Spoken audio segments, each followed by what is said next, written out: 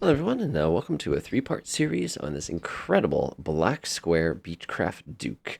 So for the purpose of this series, we're going to be starting with a regular old Duke here. This is a very, very, very fantastic airplane. And we'll be kind of going through the pieces one by one, starting kind of a startup, doing some sort of navigation stuff in the middle, and of course ending with getting the big airplane back down on the ground. Now, one of the things that's incredible about this plane is this thing is more of like a miniature airliner than it is when I think of a conventional general aviation plane. There's just so much about it that makes it a little bit easier as far as really, really long distances goes. And there are a lot of little things that are like, man, I wish this was a little bit simpler. But that's part of the fun of aviation. Let's get started. So when you first climb into this plane, you look around and go, oh boy, what have I got myself into? And for those of you, of course, have seen a bunch of different things on this aircraft probably in the last few weeks, you've got a pretty good idea of sort of what you're expecting here.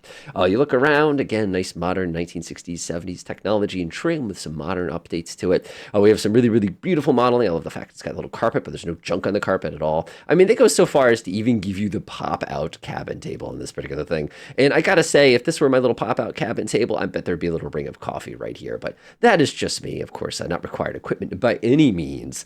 This aircraft is probably the most detailed general aviation aircraft that I personally possess as far as paywear goes, and probably one of the best ones that I've flown in my entire Microsoft Flight Simulator 2020 experience. So I've had so much fun with this airplane. I've been flying all three of the variants one at a time. Again, this particular one is a fantastic variant because it really adds a lot of detail. And again, this is the base one. This is not the Grand Duke. The Grand Duke, it adds some extra little bells and whistles on it. You get the little winglets on there. You get a little bit better performance. The basic Duke is actually a really good plane too. But I got to stop yapping and actually get to the process.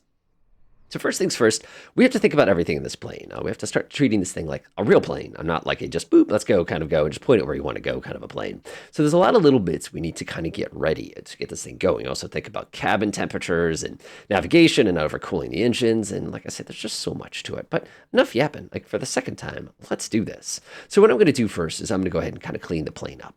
Right now you can see here, if I open up my little tablet here, we have a couple different options here. Of course, we've got options. I use the KLN 90 because that's me. And of course, we have some payload options. We can put fuel in both tanks, and I've got a bunch of little doors and stuff like that. So what I'm going to do here is I'm going to go ahead and close up the nose baggage. You'll notice the key is just sitting here waiting for you. If you click on that, it'll actually close that, and it'll put the key down here on the side, which is pretty good for me. My passenger door, there's a couple different ways to get that sucker closed. Of course, what I could do is I could run back there and hit the handle. The other thing I could do is I could just click the close door button and it goes ahead and slams it. I'm going to leave that window open right now, just for now, and I'm going to come over here, of course, and I'm actually going to dump the cabin pressure. This is just kind of one of those things that just works really, really well for me. So I'm going to go ahead and set that so it's pretty much ready to go in that particular thing. We'll see if we need some oxygen here. I don't think that we need oxygen. Like I said, I've been pretty good about keeping that full. Yeah, we're pretty good. We can already see the cabin is 58 degrees on the F scale. It's not a terribly warm cabin, but it's part of the fun kind of a thing. So I'm pretty happy with all this. My engines are good. They're warm enough. Like I said, we can go back and play with this. And you've probably already seen the videos where they go through all this stuff, but usually I leave this out unless I'm worried about everything. My engine's very well maintained. Like I said, this is the base Duke. This is the one I spend more time in the Grand Duke, but I like the base Duke for this because it's just sometimes simpler for when you're learning these things. So it looks pretty good to me. All my failures are all set. Everything's good to go. I'm happy with all that. Let's go ahead and clean up the rest of the plane. We'll go ahead and pop all these things out of the way. Now what I'm going to do now is I'm going to pop the control lock off. I'm just going to confirm my parking brake set.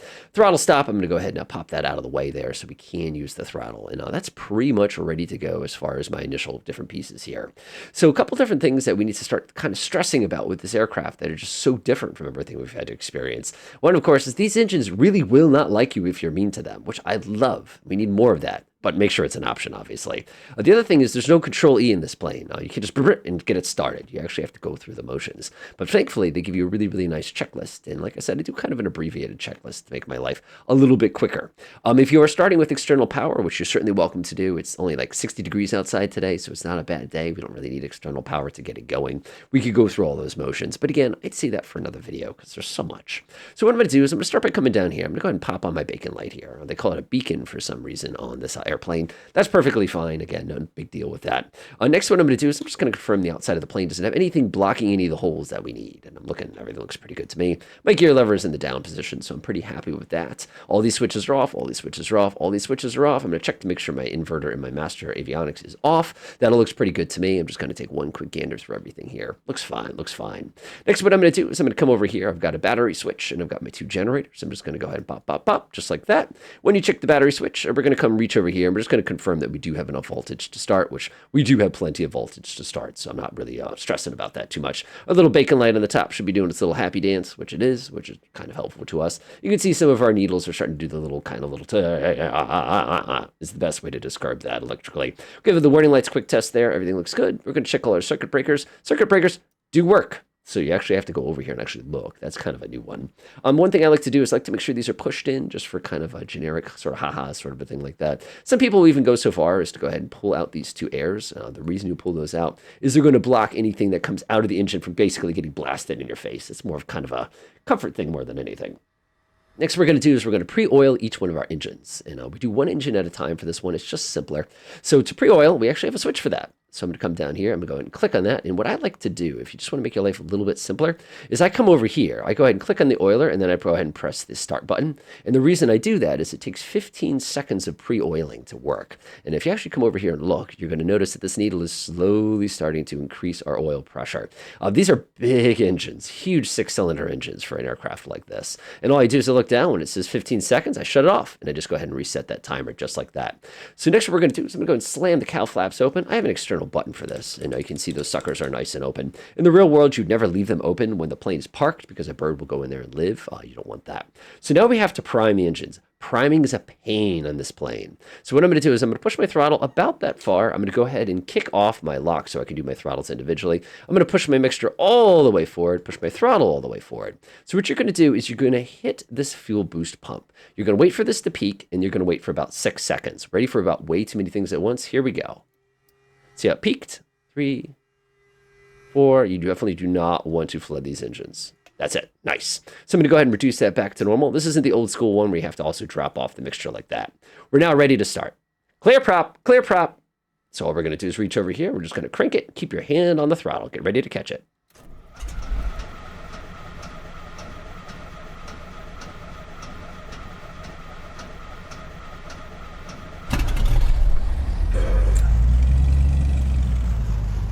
Nice. So we were just a little overprimed there. Of course, you're sitting there going, how did you know you're overprimed? Did you notice it caught, and then it didn't catch, and then it caught again? Because that initial little push, because that's a technical term, initial push didn't catch. We got a 30-second limit, by the way, on the starter. So that guy's happy. So now what we're going to do is we're just going to repeat the process on the other side. Again, we're just going to pre-oil it. Of course, now that I got it started, I'm going to pull the mixture back to lean it a little bit. We actually do have to worry about spark plugs in this one. So we're going to give it a few moments to just kind of warm up there. Like I said, just takes a moment. 13 and 15 seconds. Go ahead and pause that one as well. We're going to do the same thing on that side. One thing I like to do, though, is once you get one engine started, you can see where you need to put your throttle for the other one, which is a really, really convenient. So again, I'm going to push that all the way forward like that. We're going to go ahead and engage the fuel boost pump. Ready, go. I'm going to give this one just a little bit less prime. That other one really did not like us. Nice. Let's go ahead and back that out like this. We're ready to clear prop now. Start, and clear prop on the left. Oh, do you hear how it started right away? See the difference? That extra second of prime really crushed us on that other one, which sometimes that happens. I'm happy with that. I'm going to go ahead and close my window right here, and we're going to start the I'll go ahead and get ready on the warm-up process. Both engines are now started. I'm going to get my master avionics and my inverter on.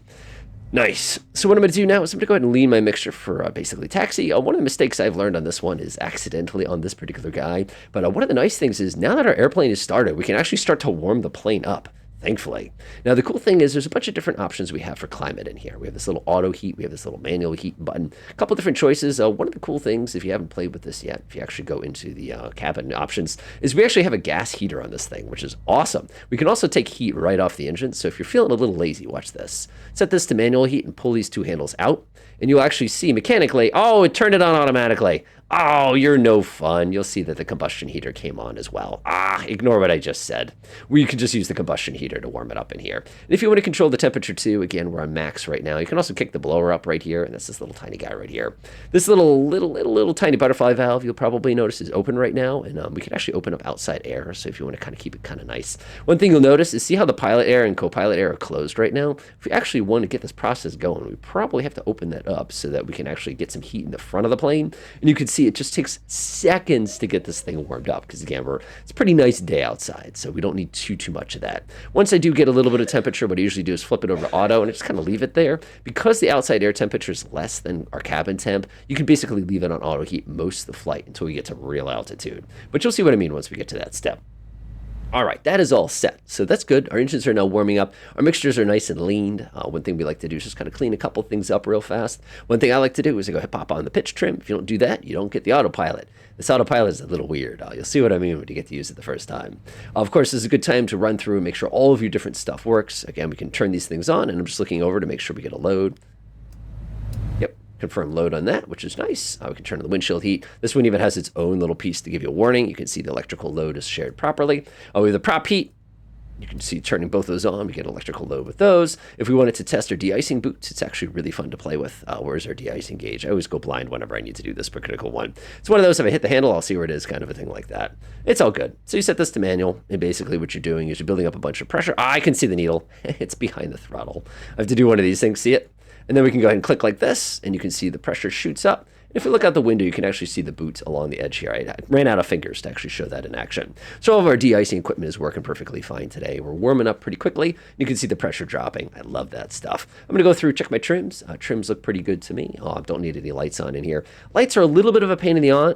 I almost said it. Pain in the butt. One of the things you do is you click them on, every light turns on in the cabin, and if you want to turn them down, you have to actually come down here and turn them all down individually. It's like, who was the guy before me that decided to go ahead and set all these this particular way? You're killing me, guys. You're killing me. But of course, you can hit that switch and shut all the panels off at once. Next, what I like to do is I like to get all my navigation and automatic pilot all set up. I'm going to get this weather radar booted up, just confirming that we're about 1,000 RPM. One of the things you're going to see down here is in the EDM, you press and hold this button, and this basically clears any alarms that you might have. And when you push that, of course, now you can go ahead and cycle through everything. And of course, where's our lucky cylinder 4 here? Cylinder 4 is at 235, so it's warming up fine, so not worried about that. So what I like to do now is get my navigation set up. We're going to be flying a very simple flight today. I've got a video on this already if you'd like to get a little bit more information on this particular unit. I love the KLN 90. It's so much fun to play with. So I'm going to press direct, and I'm not going to Bradley today. We're going a little bit further than Bradley. So I'm going to go ahead. I do that to myself every single time. So what we're going to do is we're going to activate keyboard mode by clicking right here, and we're going to CYUL today. So it's a pretty long flight for us, but that's okay. I'll press enter. It's going to say, do you want to go here? And it says, yes, I want to go here. I'm going to go and get my navigation options set up. I'm going to go to nav page 5. I think we've got to zoom out a little bit here. Actually, at the very least, cursor heading up is correct. Yeah, I actually want that. And 40 miles, that looks pretty good to me. This is going to bounce all over the place as it kind of gets the last details. And you can see we got a 234 nautical mile flight today, which for this plane is nothing. One thing I do like to do, though, is whenever you're doing anything with GPS, this doesn't update automatically, unlike some other aircraft. So if you go ahead and take a look here, you can actually see the desired bearing. There's 357. So I can actually come in here and I can dial that in right now. So that's actually preset and ready to rock for us once we get to that particular moment. Everything else is all set. We're warming up nicely. We've got fuel. We've got our lights on. Cabin pressure is going to be our next issue, as well as getting our automatic pilot set up. You can see our test looks pretty good here. I'm just going to flip it back to standby. We don't need to use it because we're on the ground, and we don't like to microwave things in people's pockets. So what I'm going to do here is I'm going to come down here and get our cabin pressurization set up. This aircraft is a little different when it comes to cabin temperature and cabin pressurization. It's a little more realistic in a bad way, but in a good way. So what I'm going to do is I'm going to select my cabin pressure, and I'm going to add a little bit of extra room to it. So for example, we're going to be flying at, let's see here, 23,000 feet today. So what I'm going to do is I'm going to crank this thing. And if you look at the bottom, you have your feet. At the top is going to be the cabin pressure. So 23,000 feet would be right here. But the problem with this is this is going to give us a peak differential pressure, which gives us no wiggly room at all for basically overpressurizing the interior of the plane. So what I always like to do is I like to go a little bit over. In this case, we're going to go between 10,000 and 9,500 in the cabin, 24,000 feet outside of the cabin, which is going to give us a little bit of wiggly room for that.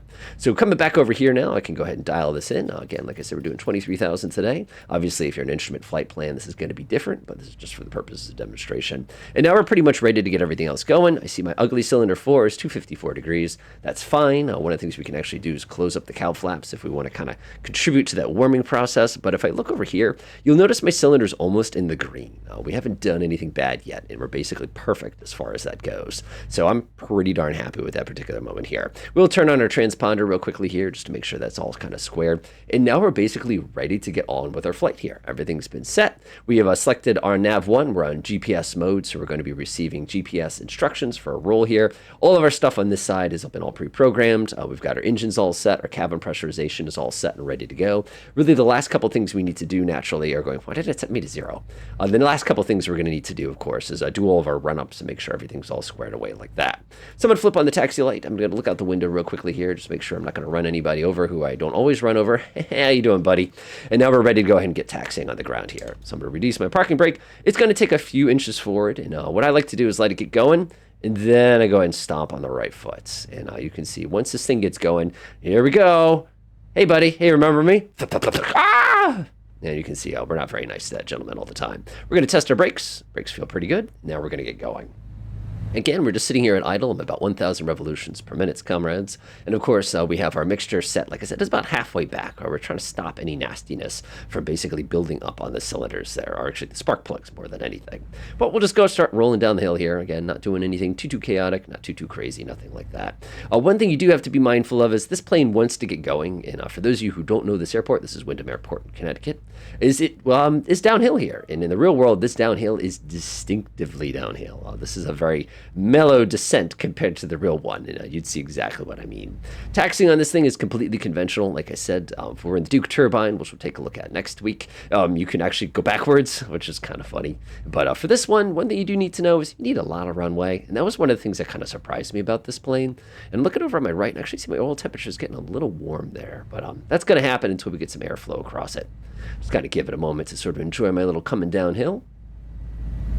It's just so fascinating, especially if you have failures turned on. You really got to take your time with the run-up. But for us, we're just going to keep it kind of basic to make sure we didn't guck up the spark plugs or something annoying like that. Enjoying our nice little climb, a nice little descent. It's going to be nice. You have to hit the brakes every once in a while because this thing just wants to literally take off on you, even though it doesn't want to take off on us.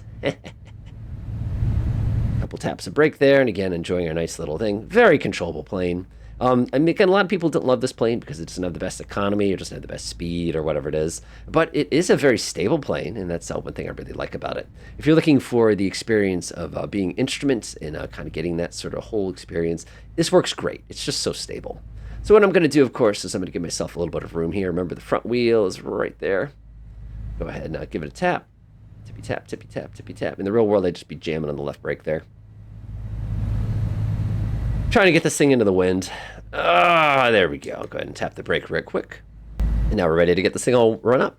So first things first, we're just going to run through everything. We hit a lot of our electrical stuff already. I'm going to make sure my mixture is rich. I'm going to make sure my RPM is set correctly. I'm going to make sure that our cowl flaps are all the way in the open. Again, I got a button for this, which makes my life simpler. Usually when I do a run-up like this, I shut off anything that's going to interfere with potentially the operation of the run-up. So I'm just going to cut this off for a second here. We're still in dump for pressure. And again, there's other ways to use it.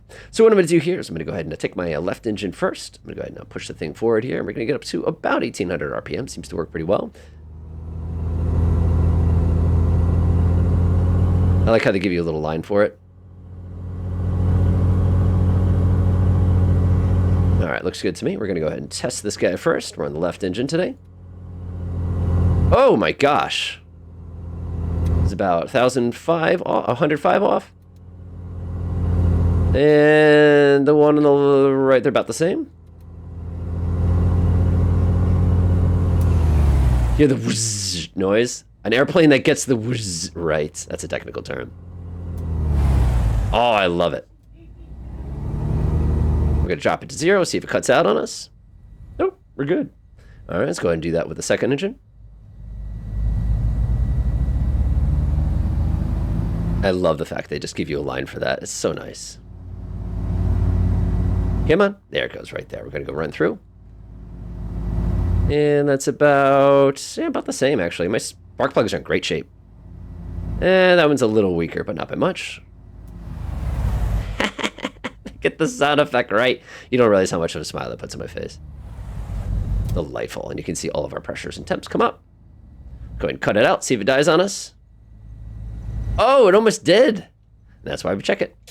Delightful. All right, we are nice and run up and ready to go. Now we're ready for takeoff. So what I'm going to do now is I'm going to go ahead and give myself a little bit of left.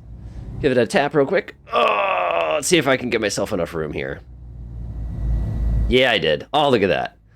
Like a fox. All right. Get this thing all set up real quickly here. It's time to go ahead and start activating some switches. We're going to go ahead and pop that sucker on real quick here. One of the things I don't like is I don't like anything environmental during takeoff, whether or not it's heat or air conditioning. And again, the reason for that is just you do not want any of those things to go wrong during that critical moment of a flight. Get ourselves all lined up. No flaps for takeoff on this one. You just kind of YOLO and go down the runway. All right, looks pretty good. One of the annoying things, or the bad things, the good things, the bad things, I don't know, it's however you want to look at it, is we are turbocharged. And the downside with the turbocharged engine is we need to let the turbocharger actually catch up to us.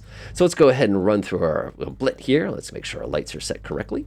We've got landing lights on. We've got that set. Bacon is set. Lights, camera. We've got camera, lights. Check, check, check. RPM is set. Mixture is set correctly. We're going to turn on both fuel pumps here just in case we have any issues. Obviously, in a hot summer day, you have a vapor lock, which is accurately simulated. Our cow flaps are in the correct position. That's off. That's off. That's off. Going through real quick. Pressurization, air conditioning is off. Lights are on. Everything is good to go. Fantastic. So takeoff on this is relatively simple. What I'm going to do here is I'm going to go ahead and push my throttle forward, and I'm going to wait until we get to about atmospheric pressure, which is, again, about 30 inches here. And all we're doing is getting some of the inertia out of the turbocharger. We're going to go up to takeoff power. And let's go. There we go. And again, it feels like it's fast. It is, but your takeoff speed is so much higher than like a 172. That's 60. There's 80. A lot of people will keep it on the ground until VMC, which is right there. Airborne, gear up immediately.